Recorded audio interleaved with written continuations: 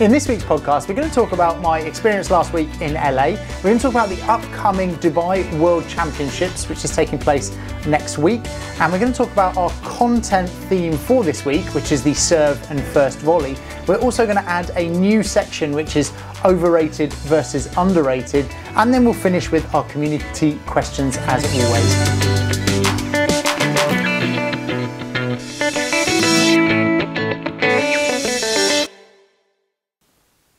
So, how was your trip last week? You went to LA. How's that? It was really good, actually. I mean, it's a short trip, right? We do 3 days training, and there's a 10-hour flight there and a 10-hour flight back. So you're doing those sessions with jet lag, 6-7 hours on court. But it's really rewarding because, I mean, it was an area where there's no coaching, and there's players desperate for coaching, and we were on court all day, beautiful weather, better than the British weather we have here. So it was good fun, and it's always interesting to see the setup in these different countries. And obviously that's what my podcast was on last week, the solo episode I did. I obviously missed you last week. Yeah. But yeah, it's really interesting. It's interesting seeing where the US is at the moment, isn't it? If you look back to other countries, I know you said Dubai is in a similar position. Well, the US is in a similar position to Dubai was several years ago when you were there. Yeah, it's essentially, kind of wealthy individuals that have private courts. And it was a bit like that with the UAE originally. They had the sheikhs and the royal family that had them in their private, kind of areas or farms that they're called in Dubai. And it's funny, that dynamic that it presents. It makes it quite a kind of political game. You've got to be invited to the court, and it's not open to everyone, and it kind of feels like quite exclusive. And I think in the US as well, you've obviously got this boom in pickleball, and now they've got 15,000 courts, however many million people playing, and you see like LeBron and these, and this is not Juan LeBron, but the basketball LeBron, sponsoring pickleball teams, and the money that's going into pickleball. And I mean, I had that conversation several times with them. They're saying, right, well, can we see paddle growing in the States, when it's compared to pickleball? And I'm trying to explain that, for the rest of the world, pickleball is what paddle is in the US. Like, here, there's not really much pickleball at all, and paddle is the one that's growing. So it's funny how it's reversed over there. And it's only a matter of time until the paddle picks up. It's, like with all these countries, it's a kind of, a realisation and accessibility. Someone will put 1 or 2 clubs down in LA or near LA, and people will experience it, and then, I'm sure the growth will come. Because pickleball is quite similar to paddle in the sense that the entry barriers are pretty low, I think, but pickleball is so much more accessible and easy to set up, isn't it? I got friends in the US that just pop a net up in the park and they have a game of pickleball, whereas paddle, you need to build the courts, and that's probably going to take a bit more time, isn't it? Yeah, and I think it was quite interesting because we had this discussion, over last week, and for tennis players or people that are quite skilled with racket sports, they go and play pickleball the first 1 or 2 times, and then, they almost say, right, well, I've kind of got to a stage where I've maxed out on everything I can do on pickleball. Yes, there are probably, some intricacies around the technique and the tactics and things like that to increase your level, but you feel quite quickly as a good tennis player or good racket sports player that you're at the top level in pickleball. Whereas I feel like paddle, that kind of increase, you've got a long way to go in paddle. Like, I feel like the better you get at paddle, the more tactical, the more physical it becomes. But essentially it's the same, right? Like, low barriers to entry mean that, people can start the sport, they play a game, they enjoy it straight away, it's fun, it's sociable. Those are, the main reasons that pickleball and paddle are growing so fast around the world. Do you think that the US is, all it needs to do is build some courts and paddle and the sport's going to take off? Or do you think that pickleball is going to somehow rival paddle in a way, or do you think the two are going to grow together? I mean, I think they can potentially grow together. It's funny because the US is, such a good nation for sport. I mean, really, they just do things so well. I mean, look, like that example of LeBron sponsoring a pickleball team, like, and if it was another country, and I'm not going to name a country to put the pressure on the country, but if it was another country taking up pickleball, and the US had taken up paddle, we would be in a very different situation with paddle. But there's no reason they can't kind of grow harmoniously, really. And the same with tennis, the same with other racket sports. It's, you know, the idea is that these two sports we're talking about are you know, accessible for families and for anyone that wants to play, and, you know, easy to get a game going. And you know, we both have felt tennis and squash, you know, have kind of declined in you know, definitely in you know, in the social side, and also probably in participation as well. And these sports coming through are, you know, more community orientated, you know, a bit like, you know, what's happening with social media and things like that. So I absolutely think they can grow together. I think if you look at the sports though, I mean, we play tennis, but you think of golf, tennis, they're hard sports, aren't they? They take a lot of time to learn. You need to invest a lot in lessons. And actually you can see why if you're playing pickleball or paddle, you can just pick up a racket, get playing straight away. You don't have that.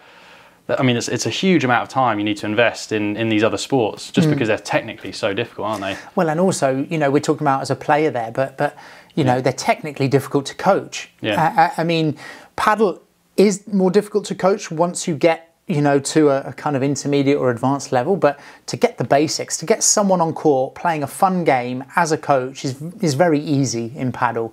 But in tennis, you know, how many lessons would it take you to teach an adult beginner how to serve? Yeah. Well, no, I had it before where a beginner comes on and their goal is to play a game or a match with their friend, and they say, how many lessons is it going to take me? And you know, you sort of think, well, it's how long is a piece of string? Yeah, I mean, it's a long journey. Yeah. And that's really why, you know, it's grown. You know, it's grown in popularity. It's why pickleball's grown, and that's why you can see it continuing to grow. You know, you're going to get all of these demographics playing that wouldn't play these other racket sports or these more technical, difficult sports, and they'll take these up for sure. But interesting, you were saying about when the sport first starts, paddle first starts in the country, it feels a bit exclusive, or there's only certain courts around. It's sort of a bit contradictory, isn't it, to the sport being accessible to everyone? It's just the stage of growth, isn't it? That's those early adopters, they pick up the sport, and until you've got all the courts and the infrastructure, it's... And I think, you know, you talk about these early adopters, and referencing Dubai, it was, you know, the royal family, and they put some courts in, and it felt quite exclusive. But it wasn't long until people built a couple of clubs, and then suddenly now look at it's taken off, and it depends how those influencers at the beginning do it. You know, if you think of Sweden and Jonas Björkman, his first club he built as a public club, and you know, people went and they tried it, and then Zlatan, you know, the footballer, built his big club, you know, for the public, you know. And so it's just a slightly different approach, and it will come in these countries. And now, you know, Dubai is obviously got lots of courts, hosting the World Championships now. You know, they've got,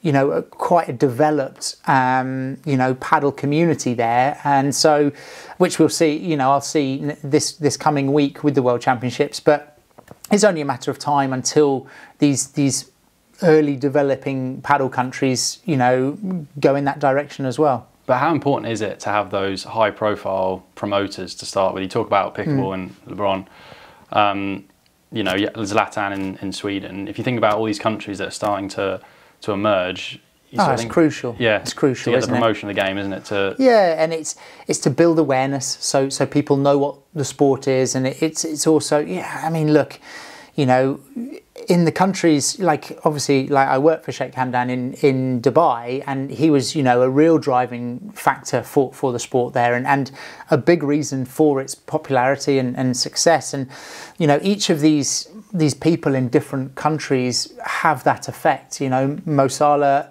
plays a lot of paddle, and he, you know, in Egypt it's grown. I'm not saying it's the only reason it's grown because of them, but, you know, they definitely build awareness, and, you know, they make the sport cool and fashionable, and you know, make people want to play. So yeah, I mean, I definitely think, you know, combined with the growth of social media, it's a big factor why the sports grow. So you're actually going to Dubai this week, aren't you? End of this week for the World Champs. So yeah, going home almost. Yeah, going to my second home. Yeah. And we'll go. I mean, the tournament starts on the Monday, and so we'll get there kind of Thursday evening, Friday. Have a couple of days training on the courts. I'm excited because it's at the Aviation Club, which is where they hold the Dubai tennis, and I think it's an ideal stadium for it. It's a stadium that, while I was there, I was always trying to get a big tournament at that location, and so now they're doing it, and I think it's going to be, I think it's going to be great. There's the opening ceremony on the Sunday night, and then I think they do the draw on the Saturday or Sunday, very last minute, for an international federation, because obviously everyone now is asking schedules and what time we're playing and doing all this, but it is last minute again. But yeah, really excited, and it's going to be really tough for Great Britain. I mean, nowadays every country is playing really, really well, and you've got to be a bit lucky in your group, and you could very easily be unlucky. But it's such a pleasure to see. Last World Championships we played Spain, so it's it's fantastic. Such a good experience, that, isn't it? Oh, it's brilliant. To see the level and just to be around that, I think. Yeah, and the last one was Spain-Argentina final, which is always, it's always the final, and it's always like, really competitive, and all of the teams watch, and it's quite a nice occasion for all of these kind of like-minded athletes to come together, and there's obviously going to be lots of people within the industry, so it's good. It's good fun, a fun week. How long before do you think you won't see a Spain-Argentina final? I mean, open question that. But. Yeah, that's a tough question. I think it's got to be at least 10 years. I mean, other countries are doing really well. You've got your Brazil that have got top players like Campagnolo and Lima, and they might get one or two others that make that a strong team. And France are doing really well. The players are playing really well. Italy the same. Portugal the same, but if a country manages to beat them, I think in the next 10 years it will be a bit of a fluke. Okay. They'll just happen to have the right combination for that day, but you just can't see it. I mean, the younger players coming through in both Spain and Argentina are so strong, and the depth is so strong. I mean, Argentina and Spain could put out their top 20 pairs, and it would still be ridiculously strong. Whereas I feel like a lot of these other countries are really, 6 to 8 really strong players, and then, the competition level is just different. But is it a case of depth? Because the way the tournament's structured, it's three games of doubles, right? So I suppose how important is depth?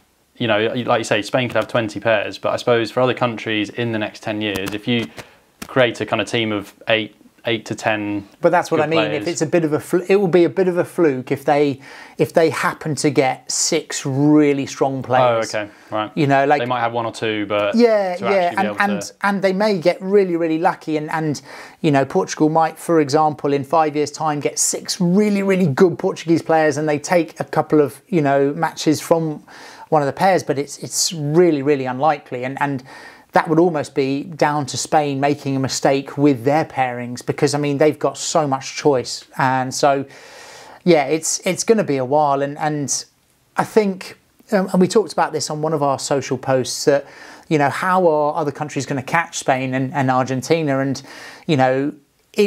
other countries might have, like Danny Windel, a Swedish player who comes in and they might make top 50, but to consistently produce players, well, what that takes. I mean, it takes, a really good coach education system, a really good tournament structure, really kind of supportive club and regional structures and junior academies, and all of those top players, like you're saying with Danny Windel, it takes those guys to actually bring up the next level. I think. And go back in the sport, and have a really good kind of community ecosystem in the clubs and in the country, and it takes time. I mean, it really does take time. You've got to think, Spain and Argentina have been doing this for, the better part of, 50 years. So it's, we're playing catch up. The tournament itself, it's a long event, isn't it? It's not just a knockout, and you could be there for a few days. It's 12 days. Yeah. So the trip is, but it's 4 groups for the men's. It's 4 groups of 4. So they'll play. You'll play your teams. So you'll have Monday, Tuesday, Wednesday will be your team games, and then you'll be placed either top 8 or 9 through 16, and then you play out for your final position, because your final position not only will affect the prize money, but it will also affect whether you qualify for the following one. And now obviously we just qualify, but qualifying is getting stronger and stronger. And so, you know, you really want to make sure that if you do finish 9 to 16, you can try and finish, you know, 9, 10 or 11 to make sure that you go in kind of qualify automatically for the next one. How's your training been going? Yeah, I mean, trip to LA was, you know, it was a lot of time on court. It probably wasn't the best. A lot of time flying. Yeah, yeah, a lot of time flying. A lot of time to think about my game. You know, I mean, even if I was in the UK, there's not the players that I can't get the match practice that I would ideally need for that. So it's staying in shape, you know, doing some bits in the gym, going early to the World Championships and you know, focusing on match play when we get there. So it's as good as it could be. How quickly does it take when you go to a tournament to adapt to the courts and the conditions? I think back to when I was playing tennis, it'd probably be good to get somewhere probably 2 or 3 days before to get used to the speed of the court, the conditions.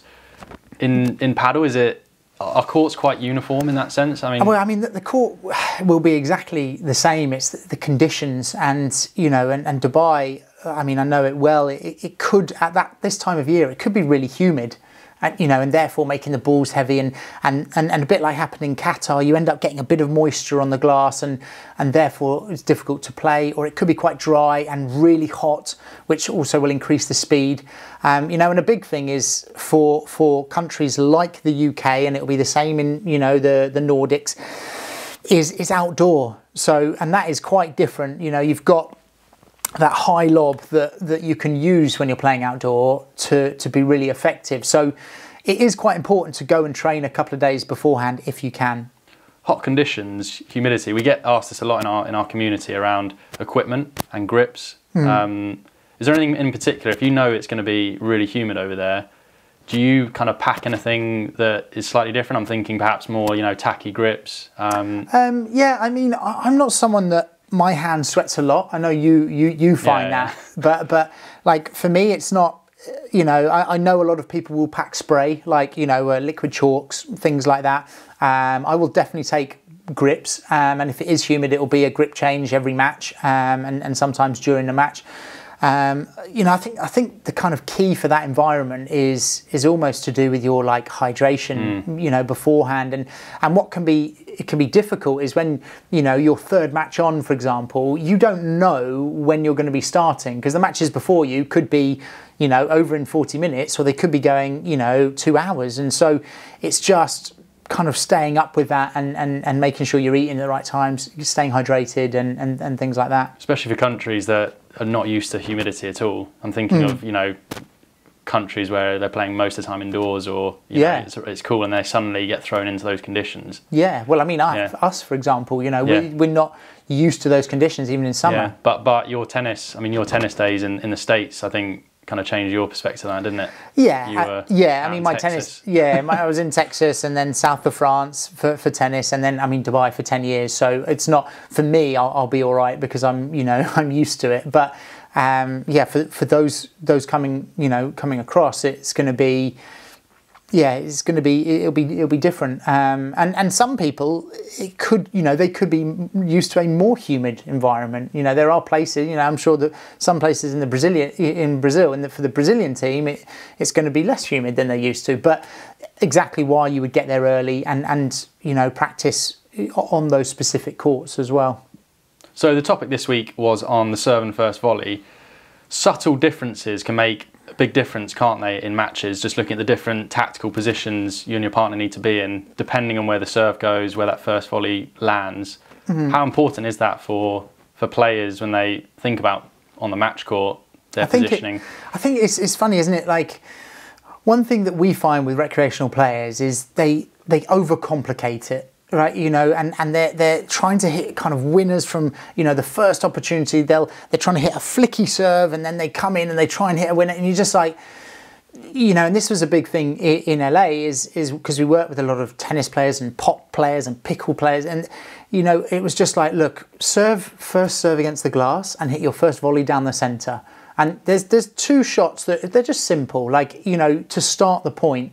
And what we found is that often, the opponents now are rushing to finish from the back, and it's just like, for recreational players, and it's so common that they step up to the line without really thinking what they're going to do. And from your tennis days and when you're playing paddle, the importance of stepping up to that line, being like calm, confident, and knowing what you're going to do is a completely different mindset to, being rushed over and stepping up and quickly hitting your first serve. Yeah, having that clear plan, it sort of prevents you, doesn't it, from rushing up and thinking, I could hit the ball here or here or here, and it's almost you have too many options. I think that, like you say, that the simple but the right way of playing also for a lot of people is not, they're not as fun. They prefer to hit that serve and then smack a volley, and they, like you say, don't understand really that it's more effective to actually play slower, simple volleys. Well, I mean, you look at our YouTube video this week was obviously doing the analysis on our new board, which I love, by the way. I'm spending a lot of time on that. But you can see, like, the World Padel Tour players, they have all the shots in the book. They can hit anything that they want. And what are they doing? They're playing, a sensible serve, sensible first volley. And in this case, we're talking about serving to side glass, sensible volley down the centre. But it's the same the other way around. They'll hit this, a sensible serve down the tee, and then either if there's a lob or the next volley, they'll play sensible shot into that open space. They're not complicating it. And so, so often players are saying to us, well, I want, LeBron's topspin smash, or I want Sanyo's Vibra or something like this. And you say, well, okay, if you want those, why don't you want the simplicity of the way that the World Padel Tour guys play? Because, they don't play risky paddle. They play sensible paddle. And so I think if you can bring that in, whatever level you are, if you're beginner, intermediate, advanced, it will almost certainly help.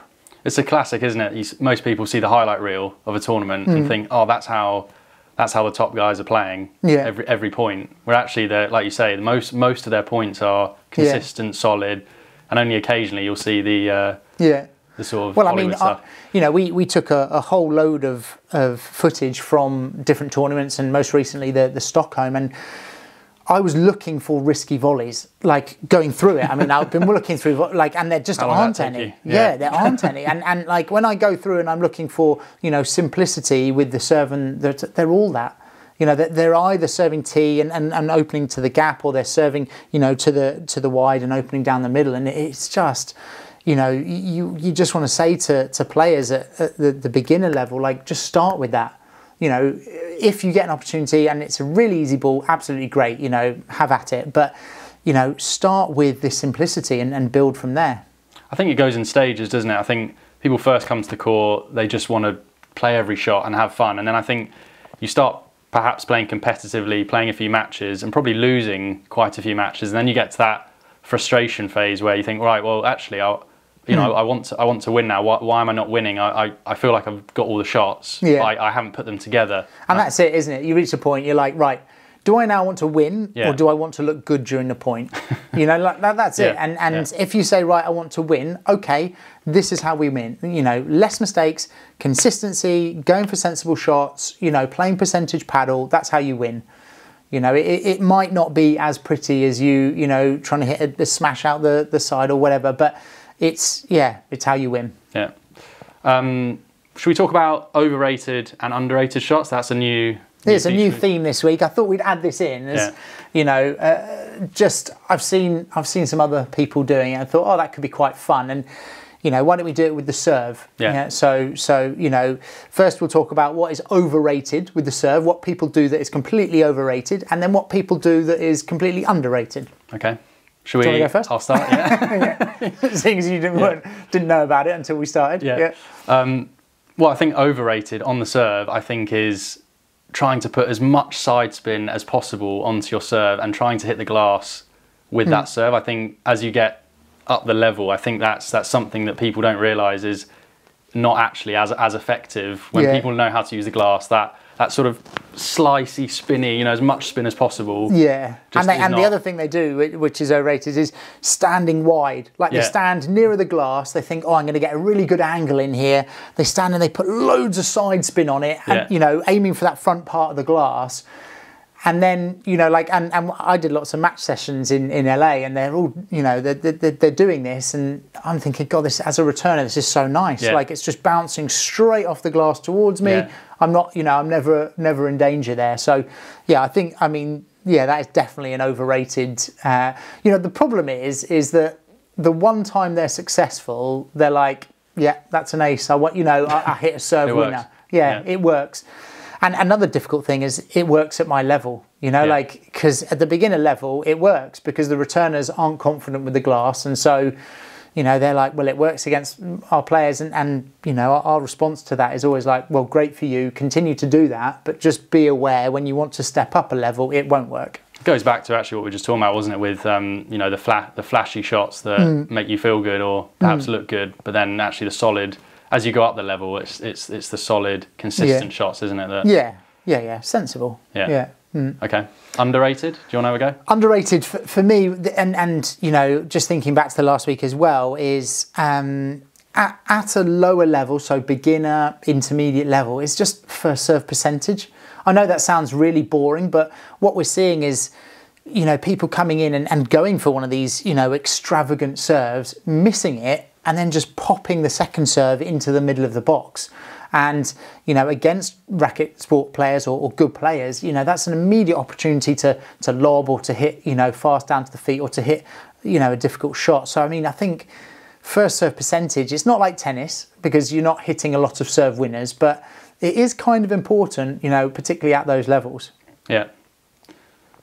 Anything you would add to underrated? Underrated? Well, I was actually thinking of overrated.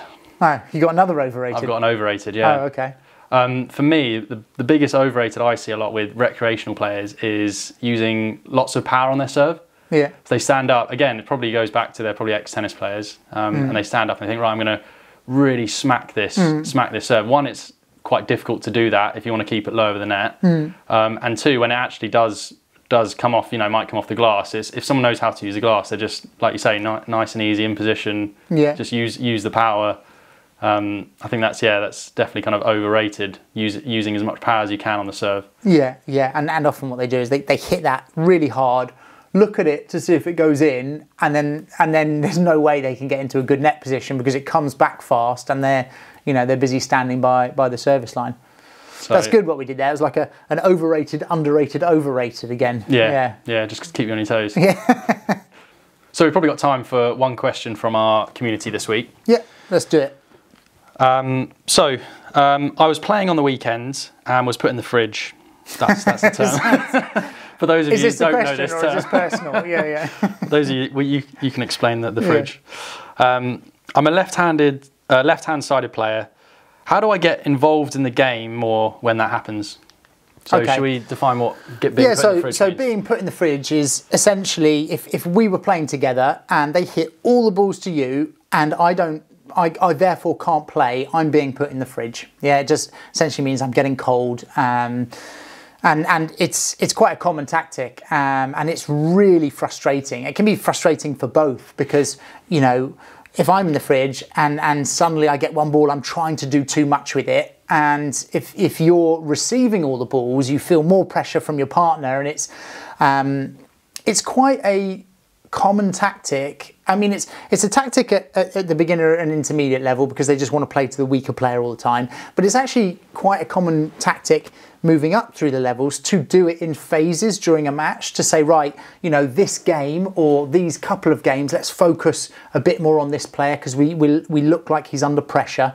But yeah, I mean, essentially, if we're trying, the question was to try and get out of the fridge, right? Yeah. How do you get more involved if, you know, you've been fridged? And I suppose it actually goes back to what we talked about a couple of weeks ago with the hogging and paddle, isn't it? It's that balance between, you know, if you've been put in the fridge, you want to try and get involved more, but then also don't want to put pressure on. Well, I think a big thing to get out of the fridge, if say we're in that scenario and you're receiving all the balls and I'm the one in the fridge, it really needs you to get me involved. I can't really get out there unless I come onto your court and start taking the balls and then it goes into that hogging like we were saying. And if I do that, then it's going to really just make the situation worse. So it's actually down to you to play the type of shots to get me more involved.